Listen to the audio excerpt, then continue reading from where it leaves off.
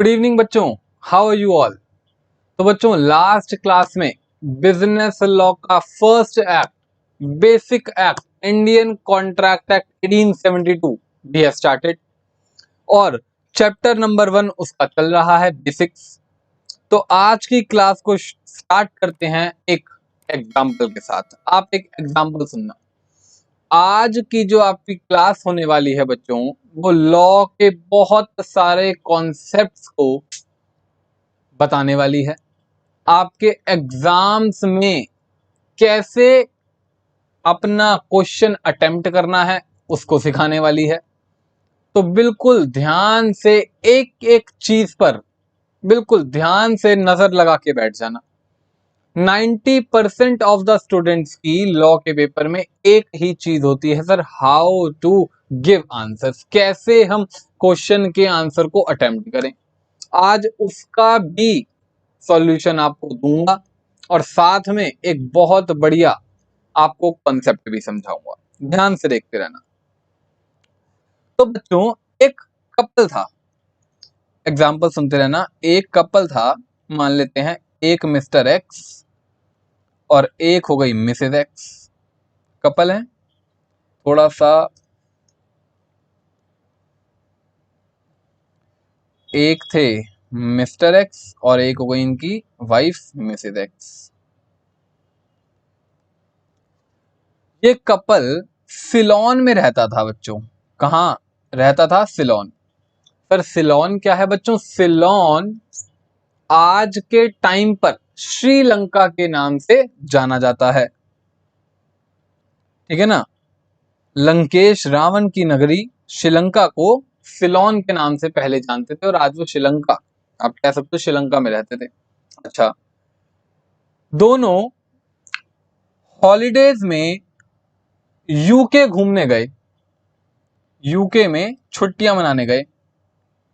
Went for holidays, छुट्टियां मनाने UK पहुंचे। अब जी जैसे ही यूके पहुंचे, थोड़े दिन दोनों ने घुमा फिरा, वहां पे मिसेज एक्स की तबीयत होने लगी खराब। मिसेज एक्स को थोड़ा बहुत दिक्कत आने लगी। तो मिसेज एक्स टर्न्ड इल, उनको जी थोड़ी सी बुखार वगैरह आने लगा। तो उनको जब डॉक्टर के पास लेके गए तो डॉक्टर ने कहा जी इनको कुछ दिनों तक ट्रैवलिंग नहीं करनी, कंप्लीट रेस्ट चाहिए। कुछ दिनों तक क्या चाहिए? Complete rest. तो डॉक्टर ने कहा, doctor advised to remain in England, doctor advise to remain in England for complete rest. जब तक आप बिल्कुल ठीक नहीं हो जाते तब तक आप यहीं रहो, इंग्लैंड में ही रहो। बट मिसेज एक्स को तो, सॉरी मिस्टर लिख रखा है, सॉरी मिसेज एक्स। अब जी मिसेज एक्स तो वहां पे रुक गई, मिसेज एक्स तो वहां पे रुक गई, बट मिस्टर एक्स थोड़ी ना इतना स्टे कर सकते हैं। उनको तो ऑफिस के कामों की वजह से वापस आना पड़ा। मिस्टर एक्स को वापस आना पड़ा, बट वो तो रुक गई। But mister X has to return, mister X has to return due to office work. उनको वापस आना पड़ा जी, वो नहीं रुक पाए, उनके ऑफिस से कॉल्स आ रहे थे। अब जैसे ही पतिदेव जाने लगे, मिसेज एक्स ने पकड़ लिया हाथ, रुको जी, मत जाओ छोड़कर, मैं अकेले यहाँ पे किसके सहारे रहूंगी, आप मत जाओ। मिस्टर एक्स कहते, तू फिक्र मत कर भाग्यवान, तू फटाफट रिकवर कर जा और तभी तुझे मैं यहाँ से ले जाऊंगा। और तू इस चीज की भी फिक्र मत कर, मैं तुझे हर महीने तेरे यहाँ पे रहने का जो भी खर्चा है वो भेजता रहूंगा, फिक्र मत करियो किसी चीज की, मैं हूं। जैसे ही ये बात बोली, वाइफ ने हाथ छोड़ दिया, जाओ, मुझे अब कोई फिक्र नहीं है। ठीक है ना। तो क्या प्रॉमिस करके गए हैं? जाते जाते क्या प्रॉमिस कर गए हैं? यहीं पे लिख देते हैं एंड प्रोमिस्ड कि भाई आप फिक्र मत करो, प्रोमिस्ड टू पे, सर कितने रुपए देने का वादा करा ये भी सुनो, 30 पाउंड्स, प्रोमिस टू पे 30 पाउंड्स एज हर, 30 पाउंड्स पर मंथ है, 30 पाउंड्स पर मंथ एज हर मेंटेनेंस एक्सपेंसेस, तेरे रख रखाव के जो भी खर्चे हैं यहाँ पे वो भेजता रहूंगा, फिक्र क्यों करती है, एज मेंटेनेंस एक्सपेंसेस। ठीक है जी। तो क्या हुआ, एक कपल था जो सिलोन रहता था, घूमने गया यूके, यूके में जाकर वाइफ की तबीयत खराब हो गई, डॉक्टर ने कहा जी यहीं रुको, हस्बैंड को तो ऑफिस के कामों से वापस आना पड़ा, बट हस्बैंड ने कहा मैं जा रहा हूं बट वादा है कि तुम्हारे रख रखाव के खर्चे भेजता रहूंगा और जैसे ही तुम रिकवर कर जाओगी तो मैं ले जाऊंगा। जी कुछ टाइम तक तो अब हस्बैंड ने ये खर्चा पे भी करा, फ्यू मंथ तक ये प्रोसेस चलता रहा, खर्चा देते रहे, बट कुछ दिनों बाद, कुछ महीनों बाद कॉन्फ्लिक्ट्स हो गए उन दोनों के बीच में। आफ्टर सम टाइम, अभी वो रिकवर नहीं हुई थी, इंग्लैंड में ही उनका इलाज चल रहा था, बट आफ्टर सम टाइम उन दोनों के बीच में कॉन्फ्लिक्ट्स हो गए, after some time conflicts arose between them, किसी भी बात को लेकर। अब लॉन्ग डिस्टेंस रिलेशनशिप है, आप लोग तो समझते ही होंगे ये सब चीजें, ठीक है ना। कॉन्फ्लिक्ट्स हो गए किसी भी वजह से, और जब कॉन्फ्लिक्ट्स हो गए तो हस्बैंड ने कहा भाड़ में जाओ, कोई पैसा नहीं मिलेगा। Husband mister x stopped paying expenses, उसने कहा भाड़ में जाओ, कोई खर्चा नहीं मिलेगा, जो करना है करो, जियो मरो, मुझे कोई फर्क नहीं पड़ता। मिसेस एक्स ने कहा ऐसी जरूरत, मेरे से वादा किया है, ये देखो वादा किया है, और वादा करने के बाद वादा खिलाफी, कोई बात नहीं, छोड़ूंगी नहीं। Mrs x filed a suit, Mrs x ने कहा छोड़ूंगी थोड़ी ना, आपको कोर्ट में मिलूंगी, कोर्ट में मिलेंगे। Mrs x filed a suit, और केस फाइल कर दिया। सूट का मतलब क्या होता है सर, कुछ बच्चे समझ रहे होंगे, सूट का मतलब क्या होता है बच्चों, सूट को एक लेमैन केस बोलता है, सूट को एक लेमैन केस बोलता है, जो आप कोर्ट में केस फाइल करते हो ना, उसे लीगली सूट बोलते हैं। तो मिसेस एक्स ने केस फाइल कर दिया कि जज साहब, जज साहब दुहाई हो, ठीक है जी। तो समझो अब पूरी सिचुएशन, पूरी सिचुएशन थी क्या, सिलोन में कपल रहता था, छुट्टियां मनाने यूके गया, वहां पे मिसेज एक्स की तबीयत खराब हो गई, डॉक्टर ने कहा जी यहीं पे आपको कुछ टाइम स्टे करना पड़ेगा। मिस्टर एक्स को वापस आना पड़ा, बट साथ में आते आते वादा करके आए कि आपको आपके मेंटेनेंस एक्सपेंसेस मिलते रहेंगे, फिक्र मत करना। कुछ टाइम बाद जब कॉन्फ्लिक्ट्स हो गए तो हस्बैंड ने सारे के सारे एक्सपेंसेस देना बंद कर दिया, और उधर मिसेज एक्स ने कहा कोई बात नहीं, कोर्ट में मिलकर बात करेंगे। बच्चों अब ये बात आपको नोट करने वाली है कि ये कोई कहानी नहीं है, ये एक ओरिजिनल केस लॉ है, this is original case law. बच्चों लॉ में प्रोविजंस तो आप पढ़ोगे ही, लॉ में क्या दिया हुआ है वो बातें तो हम पढ़ते ही हैं, बट कुछ केस लॉस पढ़ते हैं। केस लॉस क्या होते हैं कि पास्ट में ऐसा कुछ इंसिडेंट हुआ था तो वहां पर क्या डिसीजन आया। जैसे कि एग्जांपल कि सर पास्ट में जब ए ने बी का मर्डर करा था तो कोर्ट ने 7 साल की सजा दी थी, तो फ्यूचर में जब सी ने डी का मर्डर करा तो उनका लॉयर यही कहेगा जब पहले ऐसा हुआ था तो आज भी 7 साल की सजा देनी चाहिए, और कोर्ट को ये बात माननी पड़ेगी। यानी पास्ट केस लॉस की रेफरेंस दी जाती है, इन्हीं बोलते हैं केस लॉस। क्या बोलते हैं ना, केस लॉस। तो ये ओरिजिनल केस लॉ है, ऐसा ओरिजिनली हुआ था। ओरिजिनल में इनका नाम मिस्टर एक्स नहीं था, इनका नाम मिसेज एक्स नहीं था, इनका नाम था मिस्टर बेल्फर। सर इंडिया के तो नहीं है ये, यस इंडिया के नहीं है, मिस्टर बेल्फर, और इनकी वाइफ हो गई मिसेस बेल्फर। तो हर जगह इनका नाम अकॉर्डिंगली चेंज कर लेना, जहां पे मिस्टर एक्स है वहां मिस्टर बेल्फर और मिसेस बेल्फर। अब हुआ क्या, कोर्ट में केस चला गया, कोर्ट में दोनों खड़े हैं, जज साहब ने पूछा बताओ मिसेस एक्स या मिसेस बेल्फर क्या दिक्कत है आपकी, अच्छा, ये जो सारी बातें हैं ये तो हो गए बच्चों फैक्ट्स ऑफ द केस। ये क्या हो गए? सारे फैक्ट्स। इन्हें बोलते हैं बच्चों फैक्ट्स। क्या बोलते हैं इन्हें? फैक्ट्स। की क्या क्या बातें थी, क्या क्या गौर करने वाली फैक्ट्स ऑफ द केस, क्या क्या गौर करने वाली बातें थी। ये तो हो गए फैक्ट्स ऑफ द केस। आगे आ जाओ जी। अब क्या हुआ? अब बात करते हैं पार्टीज ने कोर्ट में जाकर क्या कहा। इसे लॉफुली बोला जाता है कंटेंशन ऑफ पार्टीज। कंटेंशन मतलब अपनी बात रखना। हीटेड आर्ग्यूमेंट, दोनों पार्टीज के बीच में हीटेड आर्ग्यूमेंट, तूने ये कहा, तूने ये कहा, तूने ये कहा, तूने ये कहा। हीटेड आर्ग्यूमेंट को बोलते हैं कंटेंशन। पार्टीज ने क्या कंटेंट करा? देखो भाई, आप जानते ही हो, पिछली क्लास को थोड़ा सा रिवाइज कराऊंगा। पिछली क्लास में ये पढ़ा था सर कि अगर एक वादा करा जाए, offer plus acceptance plus consideration plus enforceability by law बन जाता है कॉन्ट्रैक्ट। तो वाइफ ने यही बोला, वाइफ ने बोला, द वाइफ कंटेंडेड दैट, जज साहब से कहा, जज साहब कि भाई मेरे साथ एग्रीमेंट करके गए थे कि मुझे खर्चे का पैसा भेजेंगे। क्या कहा? कि मेरे साथ, एक सेकंड रुको, इसे थोड़ा सा क्लियर करके लिख देता हूं। The wife contended that there is agreement. मेरे साथ क्या हुआ था? There was an agreement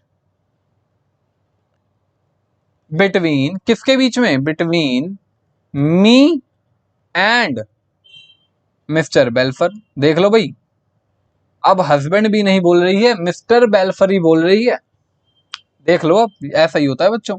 the wife contended that there was an agreement between me and mister Belfer to pay expenses. हम दोनों के बीच में एग्रीमेंट हुआ था।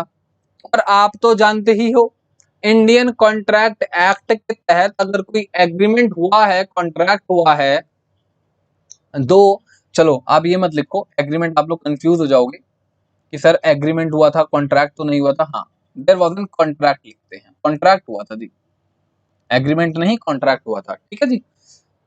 The wife contended that there was a contract between me and Mr. Belford to pay expenses, and now she has right, मेरे पास अधिकार है to receive those expenses, कि मुझे वो एक्सपेंसेस मिलने चाहिए। ठीक है जी। हम दोनों के बीच एक कॉन्ट्रैक्ट हुआ था और उस कॉन्ट्रैक्ट के तहत मुझे एक्सपेंसेस मिलने चाहिए। देखो जी, ये रहा कॉन्ट्रैक्ट, ये रहा कॉन्ट्रैक्ट। अब कोर्ट ने क्या कहा? कोर्ट ने दोनों पार्टीज की दलीलें सुनी एंड फिर आया डिसीजन ऑफ कोर्ट। एग्जाम में ऐसे ही लिखना पड़ता है, बताना पड़ता है जी। अब कोर्ट ने डिसीजन ये दिया, अगेन पिछली क्लास को ही रिवाइज करा रहा हूं। कोर्ट ने डिसीजन क्या दिया? मिसेस बेल्फर, आप सारी बातें सही कह रही हो, मैं मानता हूं, बट आप एक चीज को भूल रही हो। मिसेस बेल्फर ने कहा, क्या जज साहब? उसने कहा, याद करो, अमन सर ने पिछली क्लास में पढ़ाया था। अरे अमन सर भी आ गए वहां पे। हाँ बच्चों, अमन सर भी आ गए। क्या पढ़ाया था? अमन सर ने पढ़ाया था, कोर्ट ने कहा, द कोर्ट हेल्ड दैट, कि याद करो, डोमेस्टिक नेचर के एग्रीमेंट्स को कॉन्ट्रैक्ट्स कहा नहीं जाता। अगर कोई एग्रीमेंट में नेचर है डोमेस्टिक, वो लॉफुली कॉन्ट्रैक्ट नहीं कहलाते और आप हस्बैंड के अगेंस्ट में केस फाइल करने के लिए एलिजिबल नहीं हो। The court held that domestic agreements, और हस्बैंड वाइफ तो डोमेस्टिक एग्रीमेंट्स की कैटेगरी में आते हैं। द कोर्ट, अब जो मेरी क्लासेस गर्ल्स देख रही होंगी ना, वो थोड़ा सा ऑफेंसिव फील करेंगे, सर ये तो गलत बात है बच्चों। ये इसमें मत जाओ, being a boy being a girl क्या आंसर होना चाहिए, नहीं मिलेगा। कॉन्ट्रैक्ट एक्ट के तहत आपको ये खर्चा नहीं मिलेगा। The court held that domestic agreements are not contracts. ये कॉन्ट्रैक्ट्स नहीं होते हैं। As there is no enforceability by law, क्योंकि इनमें क्या नहीं होती, there is no enforceability by law. अच्छा, आज आपको इन्फोर्सिएबिलिटी ऑफ बाय लॉ का दूसरा भी नाम बता रहा हूं। इसका दूसरा नाम होता है intention to create legal relation. कई बार इसे intention to create legal relation भी बोला जाता है, तो कभी कंफ्यूज मत होना, सेम ही बातें हैं। या तो कह लो एनफोर्सिएबिलिटी बाय लॉ की लॉ से एनफोर्सिएबिलिटी, या intention to create legal relation मतलब लीगल रिलेशन मतलब कोर्ट कचहरी का रिलेशन, ठीक है ना। As there is no enforceability by law slash intention to create legal relationship in such agreement, क्योंकि वो कैसा एग्रीमेंट है, डोमेस्टिक नेचर का एग्रीमेंट है। और हम सब ये बात जानते हैं, बिजनेस लॉ का इंडियन कॉन्ट्रैक्ट एक्ट ये कहता है, अगर बिजनेस नेचर की ट्रांजैक्शन है, कमर्शियल नेचर की ट्रांजैक्शन है, तो मैं आऊंगा, रिजॉल्व करवाऊंगा। बट अगर अदर देन बिजनेस नेचर है, सोशल या डोमेस्टिक नेचर है, तो मेरे अंदर कोई एनफोर्सिबिलिटी मत मानो। अब कुछ बच्चे ये सोच रहे होंगे कि सर ऐसा तो होता है कि डिवोर्स के टाइम पे खर्चा दिया जाता है, एल्यूमिनाई दी जाती है, ये सब बातें होती हैं, बट ये सब बातें इंडियन कॉन्ट्रैक्ट एक्ट नहीं कहता। हिंदू लॉ बना हुआ है, वहां जाओ, मैरिज एक्ट बना हुआ है, वहां जाओ, हमारे हिंदू लॉ के अंदर जो बातें हैं वहां जाके करो। यहां इंडियन कॉन्ट्रैक्ट एक्ट 1872 ऐसे एग्रीमेंट्स को एनफोर्सिबिलिटी नहीं देता। आप ये सोचो हम पढ़ क्या रहे हैं, उस एक्ट के तहत चीजें देखो, ठीक है जी। तो आ जाओ फटाफट। तो क्या मिसेज एक्स को कुछ भी मिलेगा? Answer is no. बच्चों, हर एक केस लॉ का अब नाम होता है। इसका नाम क्या है? कुछ भी रख दो सर, कुछ भी रख दो। नहीं, नाम रखने का लॉ ने एक तरीका दे रखा है। लॉ ने कहा है जिसने केस फाइल करा उसका नाम पहले लिखो। तो जी केस फाइल किसने करा है? आप सब जानते हो केस फाइल किसने करा है। केस फाइल करा है मिसेस बेल्फर, तो इनका नाम पहले लिखो। जिसके अगेंस्ट केस फाइल करा है उसका नाम बाद में लिखो।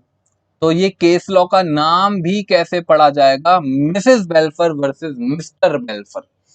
क्या सर हम मिस्टर बेल्फर को आगे और मिसेस बेल्फर को पीछे लिख दें? नो, केस लॉ का कॉन्सेप्ट ही हिल जाएगा। ऑलवेज जिसने केस फाइल करा उसका नाम आगे, जिसके अगेंस्ट में केस फाइल करा उसका नाम पीछे। सिविल केसेस जितने भी चलते हैं उनमें ऐसे ही लिखा जाता है। क्या यहां तक की बात समझ आती है? क्या यहां तक कोई डाउट? No sir. और एक चीज देखो, ये हटा देता हूँ, आई गेस इस सब की तो जरूरत है नहीं, आप सब इतना तो लिख ही लोगे। ये सब कॉर्नर में लिख देता हूँ, यहीं से देख लेना कि हमारा चैप्टर 1 चल रहा है। चैप्टर 1 का नाम है बेसिक्स, ठीक है ना, और हमारा एक्ट चल रहा है आईसीए। बच्चों, जो पर्सन केस फाइल करता है इसको लीगली बोला जाता है प्लेंटिफ, और जिसके अगेंस्ट में केस फाइल हो इसको लीगली बोला जाता है डिफेंडेंट। यानी कि it is plaintiff versus defendant. Always the case law का नाम कैसे लिखोगे? Plaintiff versus defendant. Sir plaintiff का मतलब क्या है? कुछ मतलब नहीं है। Plaintiff means a person who files a case, files a suit. Defendant means a person against whom case is filed. अच्छा बताओ, एक केस लॉ है ए वर्सेस बी, इनमें प्लेंटिफ कौन है? सर साफ पता चल रहा है जिसका नाम पहले वो प्लेंटिफ ए, यानी प्लेंटिफ इज मिस्टर ए, और डिफेंडेंट कौन है? मिस्टर बी, जिसके अगेंस्ट में केस फाइल हुआ है। देख लो आप, मैंने कहा था आज के सेशन में बहुत सारी बातें सीखेंगे। Plaintiff who files a suit, जिसके अगेंस्ट में केस फाइल करा गया, सॉरी जिसने केस फाइल करा, और defendant against whom case is filed, against whom case is filed. Civil cases में यही तरीका होता है लिखने का, पहले नाम हमेशा प्लेंटिफ का, बाद में नाम हमेशा डिफेंडेंट का। हाँ, क्रिमिनल केसेस जो होते हैं उसमें अलग होता है। तो आज ही मैंने शुरुआत से ही, दूसरी क्लास से ही आपको केस लॉ पढ़ाने स्टार्ट कर दिए हैं, क्योंकि बच्चों लॉ में प्रोविजंस जितने इंपॉर्टेंट हैं उतने ही इंपॉर्टेंट होते हैं केस लॉस। अगर आप केस लॉस को पढ़ना नहीं सीखोगे तो आप कैसे सीखोगे लॉ के इंटरप्रिटेशंस? तो जो पिछली क्लास में मैंने एक चीज सिखाई थी, क्या चीज सिखाई थी सर? आपने ये चीज सिखाई थी कि डोमेस्टिक नेचर के एग्रीमेंट्स कॉन्ट्रैक्ट नहीं होते, और आज मैंने उसका एक केस लॉ दिखा के प्रूव भी कर दिया। ये एक एक्चुअल रियलिटी का केस लॉ है, ठीक है ना। इसमें हमने क्या क्या चीजें सीखी कि भैया केस लॉ के फैक्ट्स क्या होते हैं, बातें बारीकियां जो देखनी है, पार्टीज ने कोर्ट में अपनी क्या क्या बातें रखी वो, और कोर्ट ने लॉ के किस प्रोविजन के तहत डिसीजन दिया और क्या डिसीजन दिया। ये तो था प्रोविजन कि भैया डोमेस्टिक नेचर एग्रीमेंट्स कॉन्ट्रैक्ट नहीं होते, और ये था कोर्ट का डिसीजन, ठीक है ना। कोर्ट का डिसीजन मैंने लिखा नहीं, the court held that, court ने प्रोविजन बताया और कोर्ट का डिसीजन फाइनली क्या था, hence no expenses, hence no expenses shall be given, no expenses shall be given, कोई एक्सपेंसेस दिए नहीं जाएंगे, आपको एक्सपेंसेस देने का कोई अधिकार नहीं है, ठीक है ना। No expenses shall be given, ये था कोर्ट का डिसीजन, राइट। अच्छा, एक बार एक दो चीजें मुझे बता दो। मैं कहता हूं, जैसा कि मैंने आपको बताया, कुछ नोट्स में बताता हूं, जैसा कि मैंने आपको बताया, सिविल केसेस अगर चल रहे हैं, सिविल केसेस, दो केसेस होते हैं, एक सिविल होते हैं, एक क्रिमिनल होते हैं। हमारा जो बिजनेस लॉ है वो सिविल केसेस में आ रहा है। अच्छा, सिविल केसेस में जैसा कि मैंने आपको बताया, अगर केस बना है mister X versus mister Y, कहीं एक केस लॉ का नाम लिखा हुआ है मिस्टर एक्स मिस्टर वाई, तो बताना यहाँ पे कौन प्लेंटिफ होगा, किसने केस फाइल करा होगा। सर आंखें बंद कर कर बता सकता हूं मैं, ये प्लेंटिफ होगा, इसने केस फाइल करा है, और ये डिफेंडेंट होगा, इसके अगेंस्ट केस फाइल हुआ है, ठीक है जी। प्लेंटिफ होता कौन है सर? जो केस फाइल करता है। डिफेंडेंट कौन होता है सर? जिसके अगेंस्ट में केस फाइल होता है। सिविल केसेस में लिखने का यही तरीका चलता है, ठीक है। क्रिमिनल केस में उल्टा भी हो सकता है, वहां मैं कुछ नहीं कह रहा, सिविल केसेस में यही तरीका चलता है, राइट। तो आज से ही हमने केस लॉ पढ़ना स्टार्ट कर दिया बच्चों। ऐसे कई केस लॉस पूरे आपको लॉ के सेशंस में, पूरी लॉ की जर्नी में आपको करवाऊंगा बच्चों। पेपर में ना ये केस लॉस बहुत पूछे जाते हैं, कंटिन्यूसली पूछे जाते हैं। कई बार एमसीक्यू के फॉर्म में क्वेश्चन आया हुआ है कि Which case law explains that domestic nature agreements are not contracts? Answer है Balfour versus Balfour, Mrs Balfour versus Mr Balfour. कई बार एग्जाम में ये केस लॉ आया ऐसे करके, सब्जेक्टिव क्वेश्चन आया 5 मार्क्स का, कैसे कि एक हस्बैंड ने वाइफ को मेंटेनेंस एक्सपेंसेस देने का वादा करा, कुछ दिनों बाद देना बंद कर दिया, तो as per Indian contract act 1872 describe the position of wife whether she can recover those expenses और नॉट। अब आपने अगर ऐसे केस लॉज नहीं पढ़े तो आप कंफ्यूज, अरे सर ये क्या होगा, सर कैसे होगा, हम कैसे सॉल्व करें। Case law simple, sir husband ने वाइफ को वादा करा था, डोमेस्टिक नेचर का एग्रीमेंट था, डोमेस्टिक नेचर के एग्रीमेंट्स कॉन्ट्रैक्ट नहीं होते, it is already proven in बेल्फर versus बेल्फर case law, you will get full 5 marks. ऐसे कई केस लॉज इस पूरे लॉ की जर्नी में आपको करने हैं, आज से ही हमने स्टार्ट कर दिया। फटाफट अब आप इसका स्क्रीनशॉट ले लो। आपको टिप्स पे पता होना चाहिए प्लेंटिफ कौन है, टिप्स पे पता होना चाहिए डिफेंडेंट कौन है, टिप्स पे पता होना चाहिए कंटेंशन वर्ड का मतलब क्या है। ये बातें बार बार रिपीट होंगी, तो बार बार इन चीजों को मेरे से रिपीट मत करवाना, ठीक है जी। फटाफट इसका स्क्रीनशॉट ले लो, पहले इस पूरे पोर्शन का स्क्रीनशॉट ले लो यहां तक, फिर नीचे वाले पोर्शन का ले लेना।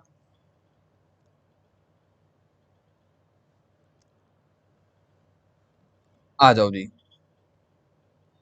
अब इसका ले लो।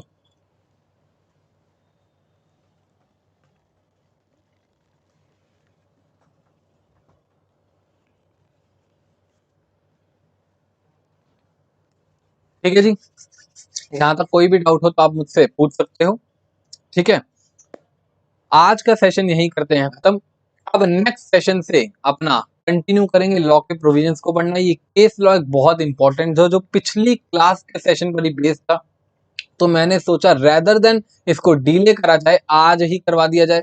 अगली क्लास से अपना वही इंडियन कॉन्ट्रैक्ट एक्ट कंटिन्यू करेंगे, प्रोविजंस पढ़ने स्टार्ट करेंगे। गुड नाइट बच्चों, टेक केयर, बाय बाय।